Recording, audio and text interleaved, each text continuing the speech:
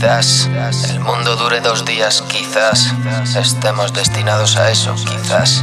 Si la justicia fuera rápida, quizás habría un progreso. Si viéramos un poquito más allá de las noticias manipuladas, de la censura, de los conflictos de intereses, ser iguales es una metáfora dicha por marqueses.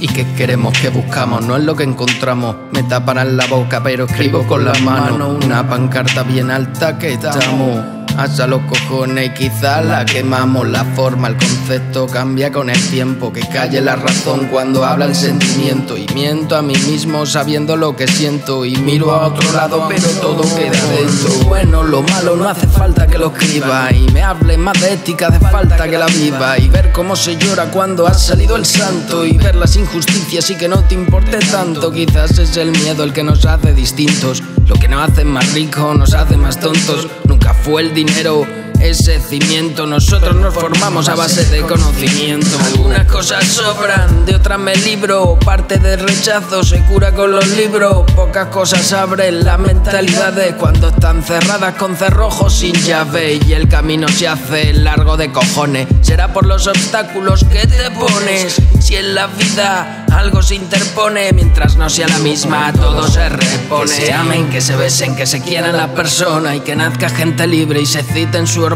Porque nada es para siempre, siempre se repite. Es el ciclo que permite que te encuentre entre todo este entramado de mentes. No es físico el dolor que te vence, es trágico que por poco se vende. Así este mundo de un hilo depende. Algunas cosas sobran, de otras me libro. Parte del rechazo se cura con los libros. Pocas cosas abren las mentalidades cuando están cerradas con cerrojos sin llave. Y el camino se hace largo de cojones. Será por los obstáculos que te pones. Si en la vida algo se interpone, mientras no sea la misma todo se repone. Algunas cosas sobran, de otras me libro. Parte del rechazo se cura con los libros. Pocas cosas abren las mentalidades cuando están cerradas con cerrojos sin llave. Y el camino se hace largo de cojones. Será por los obstáculos que te pones. Si en la vida